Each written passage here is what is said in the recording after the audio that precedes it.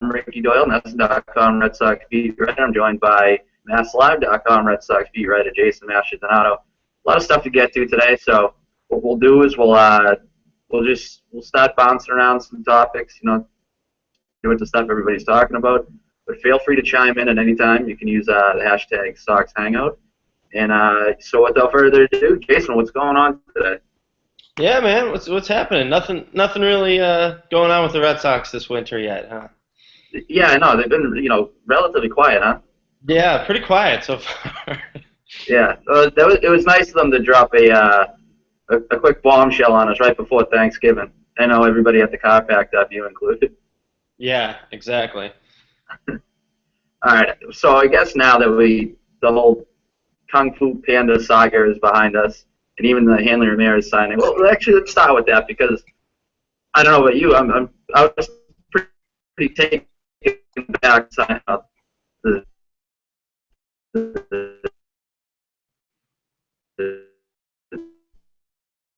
sign.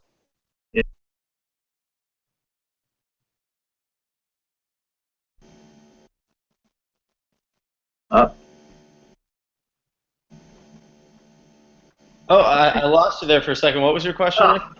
technical difficulties already. But no, I just wanted to get your take on the Hanley Ramirez signing in particular. I know we kind of were beating down the whole Sandoval thing leading up to the deal, so I haven't really picked your brain too much on Ramirez. Yeah, you know what? I thought I actually liked that one a lot.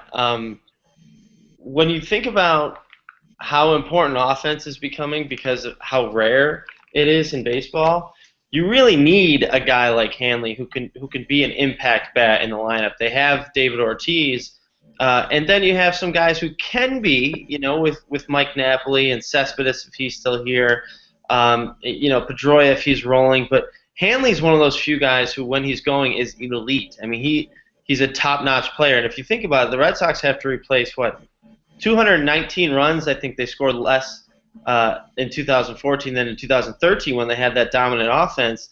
So they need guys to come in here and hit. Now, we don't know how he's going to play in left field, but there have been enough players in left field at Fenway Park recently that haven't been great defensively for us to not really have to worry about that, right? Because no matter what, it's probably going to be an upgrade offensively. And if Hanley's healthy, we know he's one of the best in the game. It's only a 4-year contract, and I think that this is a guy that they said, well, why not? The upside is high. We have funds right now. This is a great guy to stick in our lineup and see if we could get him healthy and staying there every day. Yeah, I mean, him playing left field could, turn into an adventure, but I think him playing anywhere on the diamond's probably going to be an adventure to some extent. I mean, he's not the greatest defensive player in the world, but again, you're not signing up for that. So, and that deal, I feel like, is a lot less than I thought he was going to get on the open market. You look at him, you look at his upside, and you're probably thinking going into it, realistically, 120 million, 130, certainly a 9-figure deal, and then you get him at that cost. I think it's a pretty reasonable investment. But it also begs the question, where do you go from here? Because you feel like, you did improve the offense, obviously, but there's also so many more questions now to be answered. I just feel like you come away from those two deals almost with more questions now than you had going into it. Well, more questions, yes, but in a good way, because now. Oh yeah, no, it's a good problem to have, but no doubt about that. Yeah, now they have all of this flexibility where, they could do so many different things with 9 outfielders on the roster, and really a whole group of young, talented pitchers. And I think we've said this before. I mean, I always go back to what Theo Epstein said last month, that it's just as much of a risk to keep young starting pitching prospects than it is to trade them because of how infrequently they blossom, and it's like a 50-50 shot sometimes. So I still think the Red Sox are going to have to do something to get a couple starting pitchers in here. We know that. Maybe it's Jon Lester. And after Jon Lester, it's probably going to be some trade situations because we've talked about before, James Shields maybe doesn't make the most sense here. Almost seems like, the girl you asked to prom because your crush said no, right? I mean, with James Shields, a good pitcher, but a lot of people kind of view him that way this offseason. Yeah, maybe He's not the best. he's lost a little buzz about him. Exactly. Well, the poor postseason really contributed to that. So I like Jeff Samardzija. I look at, the A's have Jeff Samardzija available for 1 year. There's a lot of 1 year options out there, and people are concerned about that. But I look at it and say that's okay because they have all of these young starting pitchers. They don't need a guy. I mean, they would prefer a guy to come in here for 5 years, but they don't need that. They could have a 1 year guy and say, well, maybe Alan Webster takes a big step up this year. Maybe Ruby De La Rosa does, or Henry Owens is ready, or a lot of any one of those guys can really blossom. So if they did get a 1 year stopgap, in addition to somebody like Jon Lester, I think that's okay. So obviously their attention is now on pitching, and we'll see what they do with that. Yeah. I mean, I think you do have to bring in somebody that's going to be kind of a long-term stalwart, though. Lester obviously makes the most sense, but it could be a James Shields or or a Cole Hamels or someone like that, because I just feel like if not, you could find yourself back in this place again next offseason. I mean, Right. if you have, like if you bring in a Jeff Samardzija, you feel like he's got to be in addition to somebody that's on a 5-year deal, 6-year deal, something like that. Yeah, well, if you bring in Jeff Samardzija and Jon Lester, I mean, now you're looking at a really good starting rotation. Samardzija actually, I couldn't believe when I looked this up, since 2011 has the same exact ERA as Jon Lester, which is 3.61. And, one of those years for Samardzija was out of the bullpen. He had a couple of years where he kind of figured out how to be a starting pitcher in the major leagues. And it's kind of funny because, I mean, we remember him catching passes at Notre Dame from Brady Quinn. And he made this incredible transition because he was not succeeding for a while as a pitcher. He had a 7.5 ERA 1 year, an 8 ERA the next, and short stints with the Cubs. And then something clicked, and he's really become one of the best starting pitchers. I think, maybe top 20 starting pitchers in baseball. So if you get him and Jon Lester, and then you got Clay Buchholz and Joe Kelly and these young guys, now you're looking at a really good starting rotation. And not, maybe not so many questions. I don't know what the A's are going to want in return. I mean, speculating here. That's the biggest thing, I think. I mean, because Samardzija strikes me as a guy who kind of figured it out this season. The walk rate was down, and he found out how to pitch, basically, is what it felt like, watching him. It's just, this is a guy who, for his first 2 years as a starter, was still, coming into his own a little bit. And now that he is, and as you mentioned, he's probably maybe a top 20 starter, top 15 starter even. But, you look at what Oakland gave up to acquire him, and then you get now on the flip side, what the Red Sox going to have to give up to get him. If you're talking in the ballpark of like a Mookie Betts or a Blake Swihart, I just find not sure he's at that level to where I would want to give up that amount of young talent. But if you're talking about maybe a Devin Marrero or a Jackie Bradley, and kind of those pieces, something that Oakland kind of our leftovers to some extent, that Oakland can certainly make something happen with. Yeah, and there's a few guys that I see just perfect fits for Oakland because these two teams, the A's and the Red Sox have a history, obviously, of kind of valuing players in a similar way. And Jackie Bradley, we forget that in the minors, his on-base percentage was .394. He was known for plate discipline, and that's what the A's have always really liked, his on-base percentage. He plays tremendous defense, as we know, and that's a big stadium they got out there in Oakland. If you think about Jackie Bradley Jr. and Coco Crisp and Josh Reddick roaming the Coliseum, that's quite an outfield to have, and that would be a good buy low option, I think, for Billy Beane. Another one is they need infielders, like you said. They just traded Josh Donaldson to the Toronto Blue Jays. They're going younger because they can't afford these guys. They need young infielders who can be productive. I see Brock Holt as a guy who could really be of interest to the A's. They could play him every day at shortstop if they want because they don't have a shortstop right now. The one they just traded for, Franklin Barreto, is only 18 years old, still probably has a few years to go. So Holt could fit in there somewhere. Devin Marrero, as you mentioned, could be a fit. And another guy I see is Anthony Renato because he's a fly ball pitcher. Fenway Park, Yankee Stadium, these AL East parts might be tough for him, but he does have a lot of upside because of his demeanor, his strike throwing ability. He's a tall guy. He could get the fastball up sometimes into the mid 90s, usually a low 90s type of fastball. But that's a guy who could use a change of scenery maybe to a bigger park that could really help him. So I don't know that they would have to give up an elite guy to get Samardzija. I think, they could probably package. Of course, we're not in these meetings. We don't know what they're looking for. Yeah, we're throwing stuff at the wall, and that's fine. That's it's a beautiful wall. What we're doing. But yeah, the wall looks good to throw stuff at that you got there. But I don't think that they would have to give up an elite guy necessarily, unless you consider like Marrero or Bradley an elite prospect. I don't know if they're elite anymore. Maybe they're just right underneath that elite category. But if you have a few of them, it could be enticing. Right. And I mean, another name that's kind of interesting when it comes up in these talks, and we've talked about it at length on our podcast and things like that, of what's going to happen with on Cespedes. And I guess when you start talking about Oakland, it's kind of a natural segue to say whether they would consider bringing him back there, and I feel like that's a pretty interesting scenario. Although, as you mentioned, they probably would go in a direction of several pieces, I guess, that they could use. And Bracco is one that kind of stuck out to me too, because he just strikes me as kind of an Oakland type guy, bounce around, play a bunch of different positions, thrive at all of them.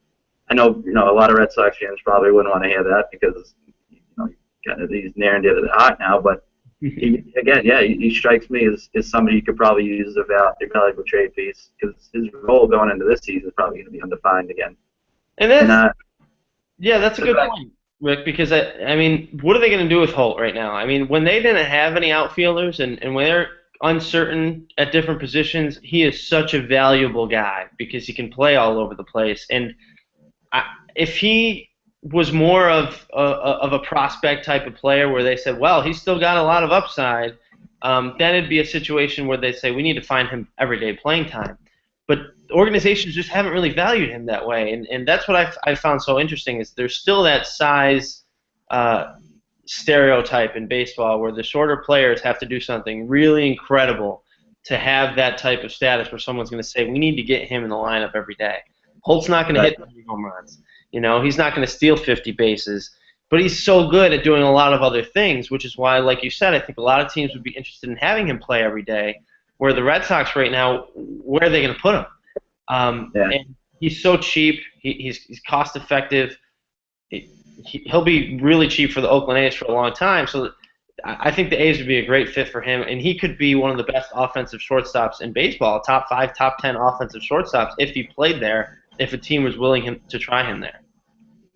Now, I'll move on to this because it's obviously the big topic, and getting a lot of feedback in this regard on Jon Lester. Where is he going? And I guess it's kind of been to the point where you're starting to hear a lot of the same teams. The Red Sox obviously in there. The Cubs reportedly offering 6 years, $138 million. I'll tell you, I feel a little bit more confident in the Red Sox ability to sign him now than I did at the beginning of the offseason. I didn't really think there was any chance that he was going to return. But at the same time, I still look at what the Cubs got going on right now, and he just seems to me like a perfect fit where they're going to kind of ride this buzz that they all of a sudden have going out there for the first time in a few years, bringing in Joe Madden, get all these up-and-coming prospects, and the fact that they need somebody to kind of lead this rotation. And Lester just strikes me as the perfect guy for them. So is it going to get to a point where maybe he's not going to return to the Red Sox because Chicago's just going to go so far above and beyond to try and sign this guy? We'll see, because we still need to figure out how serious Lester was about the hometown discount and if that's still something that exists and that applies. And I thought Alex Spear at WEEI.com had a really interesting story yesterday where he brought back Pedro Martinez's comments, where Pedro Martinez was almost admitting to hurting himself in negotiations after the 2004 World Series when he became a free agent, and he said all the same things Lester was saying. I'll take a discount. I want to stay here. I just bought a house here. This is where I want to be. And he thought that hurt him. And when he went into negotiations with the Red Sox, his quotes were really revealing, where he said he told Larry Lucchino and the front office that he had 4-year offers, and the Red Sox didn't believe him, and they were trying to start him lower. I think he ended up with what was reported as a 3-year offer for $40 million from the Red Sox, and took 4 years for $54 million to go to the Mets. And he felt like that really hurt him, his comments. So I wonder if Jon Lester feels that at all, where the Red Sox maybe know that he wants to come back here, and because of that, they can be a little bit more careful with their offer as opposed to having to overextend for him, like some of these other clubs might have to do. So if it boils down to a $10 million difference, what's Lester going to do? Is he going to come back, or is he going to try something new? I don't think it's about the money for him. And that's why, like what you said about the Chicago Cubs is very true, because now you have a manager who's very likable. You have Theo Epstein, who has a relationship with Lester, and you have a team that's turning around. And when you look at their rotation, it's not that bad. They're missing one veteran starter from being a really good rotation. They had a 4.11 starting rotation ERA last year, which is not good, and they lost Jason Hamel, and they lost Jeff Samardzija. But then you look at Jake Arrieta, who had an outstanding year, really turned it around, basically a Cy Young candidate. He was so good with the Cubs when he was pitching. And Kyle Hendricks is a real nice young pitcher that they have. They got Felix Doubront, the Japanese pitcher Wada that they signed. They're one veteran pitcher away from being good. So Lester can be that guy for them, exactly what they need. And we still don't know if Jake Peavy is going to follow him to a team like the Cubs. And the Cubs scare me a lot, Ricky. I'm with you. I'm really not sure which way this thing's going to go. Yeah, it just strikes me as, you hear the reports of 6 years and 138, and then, another report saying that the Red Sox might go to 6 and 130. And, you're looking at an $8 million gap, and then I just think the Cubs, they have all these resources to be able to say, okay, well, if you're going to take the hometown discount over, an $8 million gap, let's widen that gap a little bit more. It just seems like if they really want to, they're in a position where they can pull out all the stops to get a guy like Lester. Right, and so it's going to come down to how bad do the Red Sox want him, and because they need him, they certainly need him. I mean, the Red Sox rotation doesn't look good right now, and then what are their next options? I mean, we've been discussing this all offseason. If they don't get Lester, is there even another ace possibility, or do they build? Well, we got a question actually from Sean Norton on Twitter saying, is there a chance that the Red Sox don't acquire any significant starters? I can't see that happening, just because they're in such a desperate need to build up that rotation, and I think Ben Cherington's been pretty honest throughout this whole process that he's open to acquiring 2, even 3 starters. I think he said last week. So I think you're gonna see somebody come in here. It's just of what magnitude. And really, I think that if you go in next season, and we talked about this before, even on the last Google Hangout, it's so hard to have any expectations for Clay Buchholz at this point, because you really don't know. He's kind of a wild card going in this year. I mean, the potential's there. We know this. We've seen it.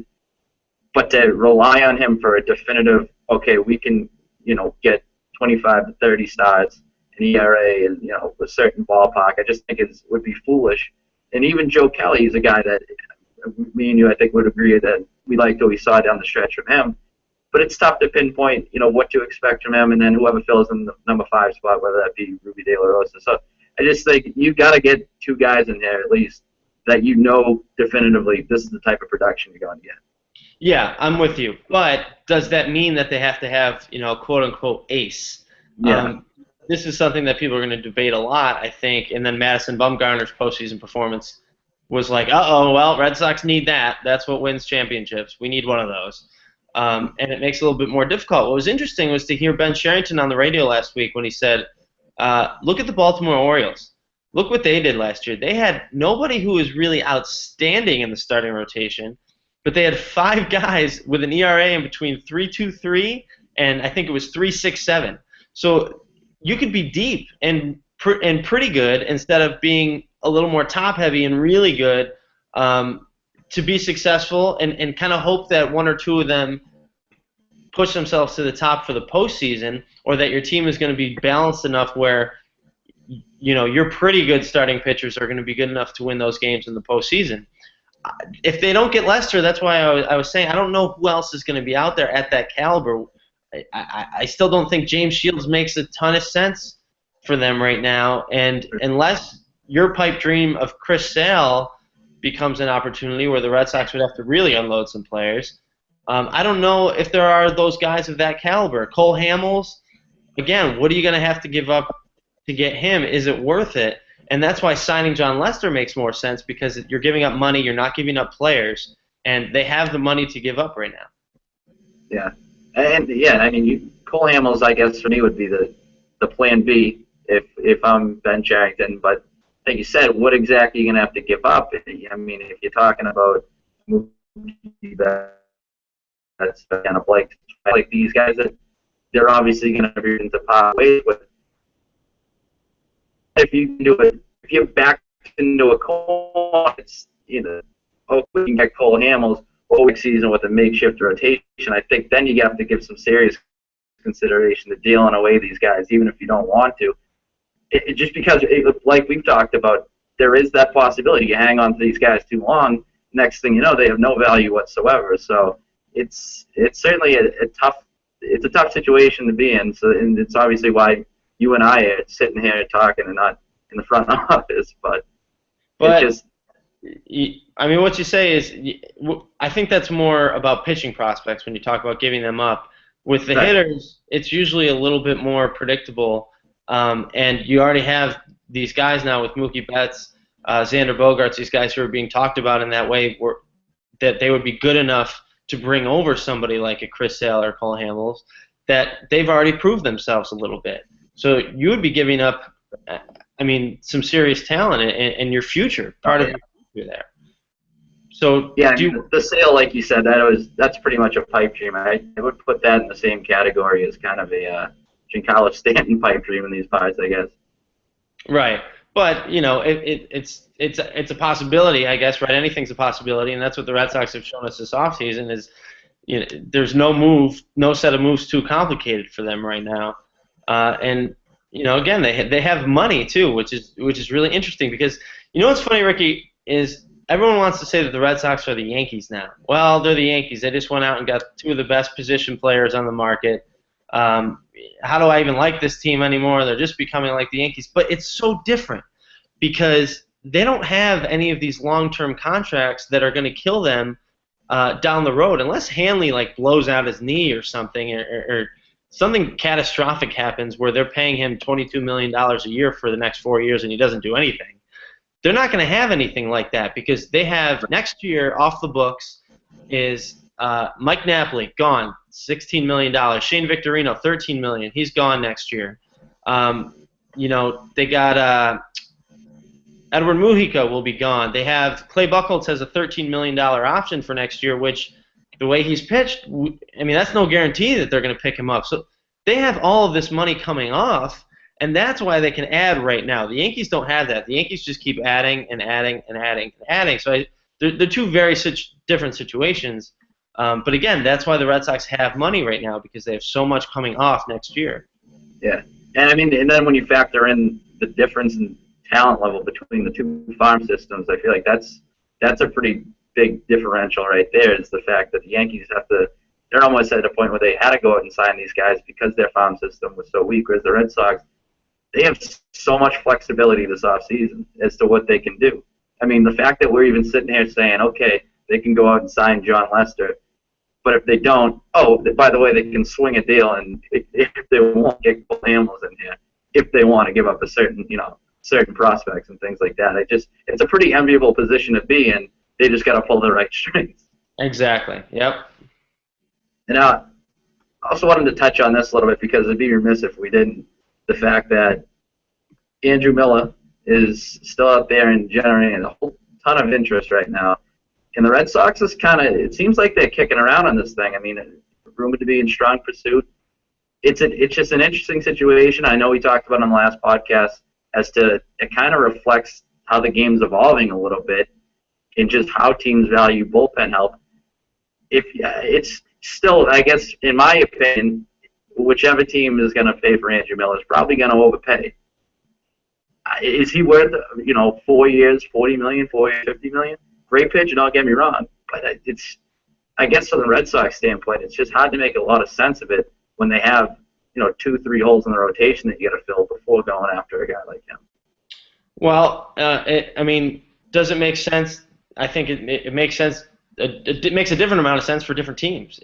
For the Yeah, I Red know. Sox, it could make a lot of sense if they have this money available, and especially if they don't get Jon Lester, where they're going to have a lot of money possibly available, and they could use another bullpen arm. I mean, regardless, they're going to need a lefty, whether it's Andrew Miller or maybe they take a flyer on Craig Breslow to bring him back, or maybe they get both.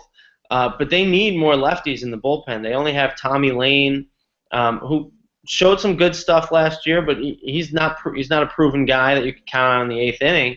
And Drake Britton, again, who was a high upside prospect at one point, a good example of what happens to these guys. You never know which way they're going to go, and he kind of stalled in AAA last year, and now he's out of options. So he's either got to make the team, or the Red Sox risk losing him by putting him through waivers. So they need a lefty, and Andrew Miller's the best one out there. I'm told that they are very serious about going after him, that they want to get him back, and they have the flexibility to do that. And this comes back to guys that we talked about with Cespedes. If they move him, that's $10.5 million right there off the books. Maybe they move Shane Victorino or Alan Craig. There's a lot of money to be taken off that you can give to Andrew Miller, who is really one of the best relief pitchers in baseball. And he's a game changer. When you think about him, Mujica, Koji Uhara, and even Junichi Chizawa back there, that's a legitimate bullpen where if you don't have a great starting rotation, it becomes even more important. Right. All right, we got about another minute or two here, so before we wrap things up, I'll ask you because it was kind of a segue there. Who's in the outfield next season? Who are the three starting outfielders, in your opinion? I would say Hanley Ramirez, Rusney Castillo, and Shane Victorino. Excellent. And what's the common Mookie Betts? Because Victorino, I know we've talked about this before. He's a perfect fourth outfielder, I guess. Well, he's better than a fourth outfielder, obviously. But if they want to rely on Mookie to be an everyday play, because if he's going to play at the major league level, you want him to get everyday bats, right? I think you do. I don't know. I mean, can they start him in AAA? Can they keep him as a fourth outfielder where he plays 5 days a week? Because Victorino is going to need time off. You want to keep Hanley healthy. Maybe they're more careful with Dustin Pedroia now, where Mookie can play some second base. We don't know what's going to happen at first base. Will somebody slide over there and produce some spots in the outfield?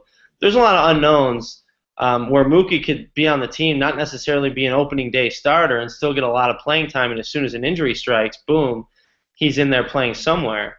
But if Shane Victorino is healthy, I mean, he's so good in 2013, an MVP candidate. And if he's really healthy, I think people forget that too. He was at one point probably the MVP in 2013. I think you can make that argument, and I think people just have forgot about that over time. But he's also a guy who just strikes me as someone he's going to want to play every day. And, I mean, understandably so. I'd want to too if I was a veteran. And I think a lot of these guys, are going to be pushing to play every day. But he just strikes me as someone who, if he's not playing every day, he might not be happy with that role. I don't know. Yeah, I'm with you. And it's either him or Cespedes, I think. You can't keep them both because neither of them are going to sit the bench, and you don't have room for all of them. Right. Well, you mentioned scaling back on Pedroia's playing time. I want to be the one to break that news to him. No. We'll leave that up to you.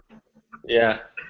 All right. We'll let you go. Let's do this again maybe a month or so. I forget how long it was between this one and our last one, but I'm sure there's going to be a lot going on next week with the winter meetings, and we'll see We'll see how drastically different the roster is next time we meet up for this thing. Because obviously, this is a lot of moving parts right now.